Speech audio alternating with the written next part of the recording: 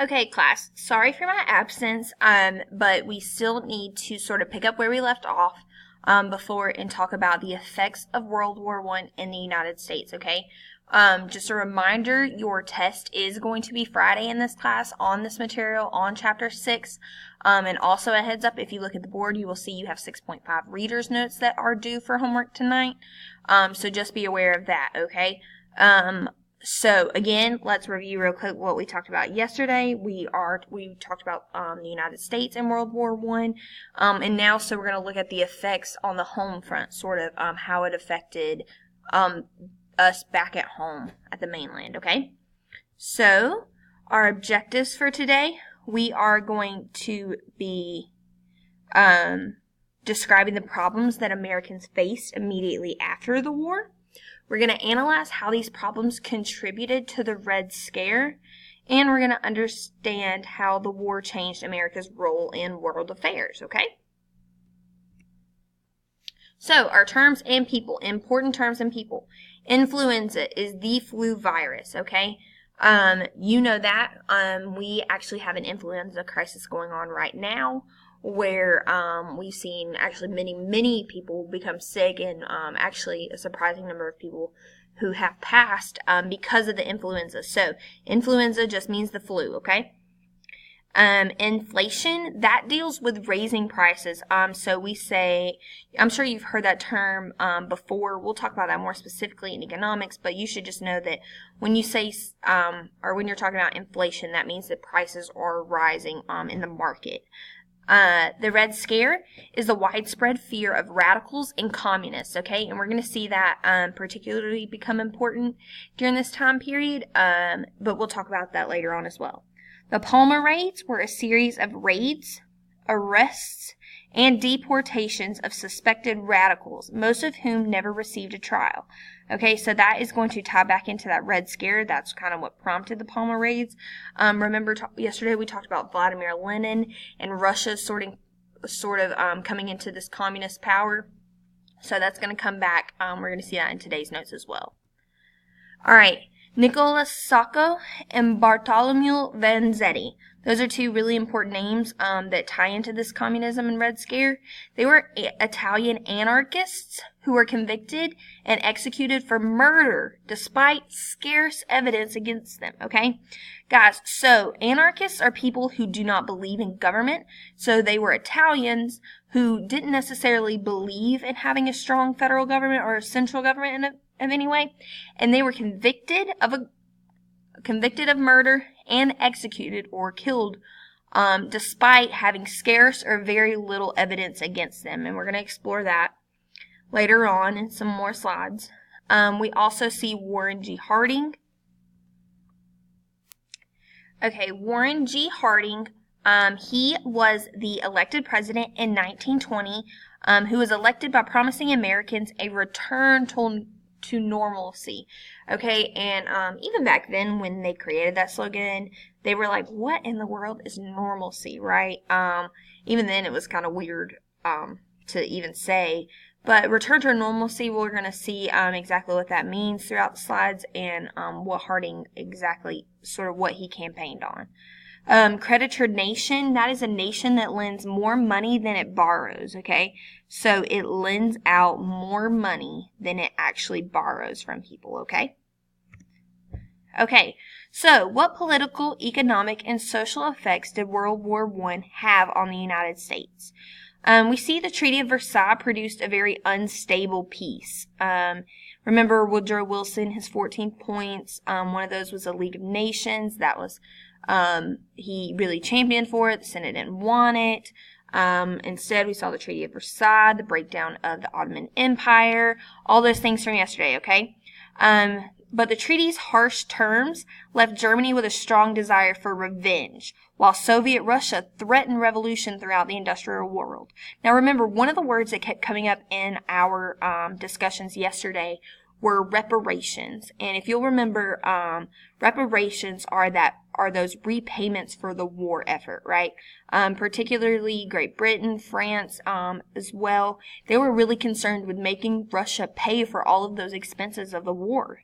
I'm sorry, not Russia. I think I said Russia. I meant Germany.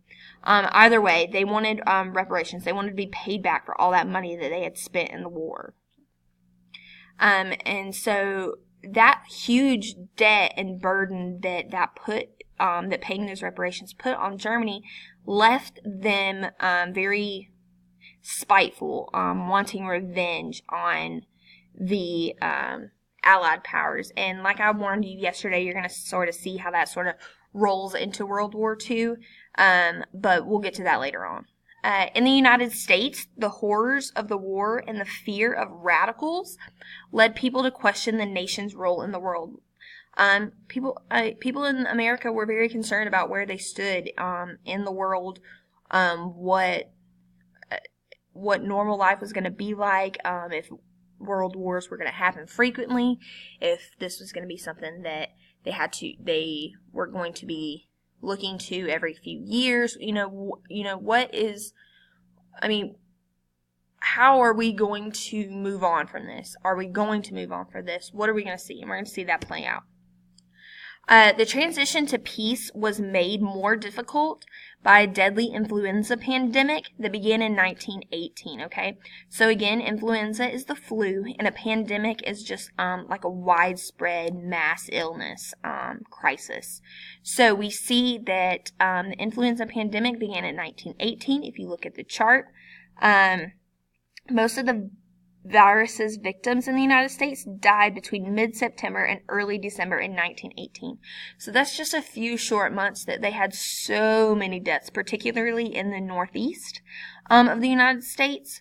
But overall, the flu killed 550,000 Americans, and more than 50 million people died around the world. So those are some crippling numbers. Again, we talked yesterday about, when we were talking about the numbers and trying to imagine, how many people were killed in the war. 550,000, remember, Death Valley is about 80,000, so that's about, I would say, 6 Death Valley stadiums worth of people just in America that died. So that's a very, very large number. And 50 million around the world. Remember, yesterday we said that only 19.5 had died in the world. in the war. So imagine in that period between 1914 and 1919 when the First World War was going on, right? 19.5 million people died because of the war. And then on top of that, you see, because of the flu in those same final years, 1918, that 1919 era, you have 50 million more that are dying because of the flu. Those are some really massive numbers of people that are passing, guys. Okay, economic troubles that are also causing problems in the United States, okay? So we see a recession or an economic slowdown occurred after the war. And you guys are familiar, I'm sure, at least slightly with what a recession is. That's when typically you have high unemployment rates, people don't have jobs, it becomes harder to buy things because prices tend to go up. If you think back maybe 2008, around there, we experienced a slight recession. So that's the period that we're talking about. Many women, well, that's actually not the period, I'm sorry. That is similar to what we're talking about. Many women and African Americans lost their jobs to returning soldiers. Guys, remember, it was an entire country effort. We threw those men into combat, sent them overseas. We had many women and other men step into their positions here at home while they were overseas serving. But remember, once that war ended, they had to come back home and they took those jobs back. And so that left a lot of women and African Americans, they stepped in during the war and they had jobs and life was great and they were making money. But now that those men have come home, they're back to where they were. They don't have those jobs anymore. They were just thrown right out of them. Tensions over jobs and housing led to race riots, actually, in some cities. They were not very happy about this. Scarcity of consumer goods and high demand caused inflation or rising prices. Okay, so scarcity of consumer goods or a very small, limited availability of goods, and the fact that a lot of people wanted them, those few goods, caused inflation or those prices to rise. And that definitely did not help the already worsening situation. Because rising prices made it harder to make ends meet, inflation caused labor unrest. Many union workers went on strike for higher pay and shorter work days. In 1919, we saw that more than 4 million workers went on strike. They were not happy, guys. Just like we saw in the industrial era, right? They were not happy with their working conditions, and they were not happy with their pay. And you need to realize that that's something that is going to continue as society moves forward. This sort of labor dispute and benefits of jobs will persist. It will show up again and again. That people feel they're not being treated fairly, and they go on strike in order to get something done about that. The workers succeeded in some strikes, but lost far more in this particular period, and a lot of strikes turned violent, okay? So although there were a few success stories about how strikes were beneficial, there are many more in this era that were not so successful. Several events combined to create the first Red Scare in the United States. And I know we're kind of jumping around, but just bear with me, okay? So now we see this Red Scare, and remember that is that fear of radicalism, that fear of communism in the United States, okay? People began going on violent strikes. And the emergence of the Soviet Union sort of occurred. They are a communist country now, okay? So in the early 1900s, we see they're not Russia. They are the Soviet Union, okay? And the Soviet Union is a communist country, okay? So you need to make that association. That's very important. That is going to persist for decades to come. The Soviet Union is communist, okay? So I need you to go ahead and make that association, star, asterisk, bold, whatever you need to do for that, okay? And lastly, a series of mail bombs targeting industrialists and government officials occurred, okay? So that only contributed to this fear that these people had.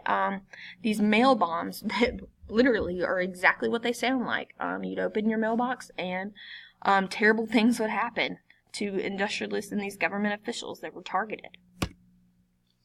One mail bomb was sent to Attorney General A. Mitchell Palmer, who launched the Palmer raids in 1920. And this is a very important topic, the Palmer raids, guys. Police arrested thousands of people during this time period, okay? And although some were radicals, others were just simply immigrants that were, sadly, mistaken for radicals, or they, police would sort of just get caught up, in these raids and make accusations and things. But some were just simply immigrants that were caught in the wrong place at the wrong time. Hundreds of people were deported without a trial at all, and the American Civil Liberties Union, or ACLU, was formed in 1920 to protect people's rights and liberties, okay? So we see this sort of liberties union group, and remember, a union is that bond of people who have common interests. We've talked about labor unions before, and how those were groups of people who had common interests in getting better wage rates, higher pay, better working conditions, those sorts of things. That is a labor union. So now we're going to see a civil liberties union, or a group of people who have a common interest in protecting their rights and liberties, okay? Another example of the Red Scare was the trial of Nicholas Sacco and Bartolomeo Vanzetti. They were Italian anarchists, like I said before, someone that doesn't believe in a strong federal government, who were charged with committing murder during a robbery in Massachusetts. Witnesses claim the robbers, quote, looked Italian, and despite little real evidence against them, they were convicted and executed, right, guys? There was not a lot of evidence convicting these two, or even pointing the finger at them. Literally, just the fact that they looked Italian, they're in the wrong spot at the wrong time, and that led to their conviction and execution. Many scholars and politicians believe that the men died because of their nationality and political beliefs. Because they were anarchists and people who didn't believe in a strong federal government, and we are a country of a strong federal government, it's easy to sort of point the finger and find blame and wrongdoing in them, and that's unfortunately what happened to these two gentlemen.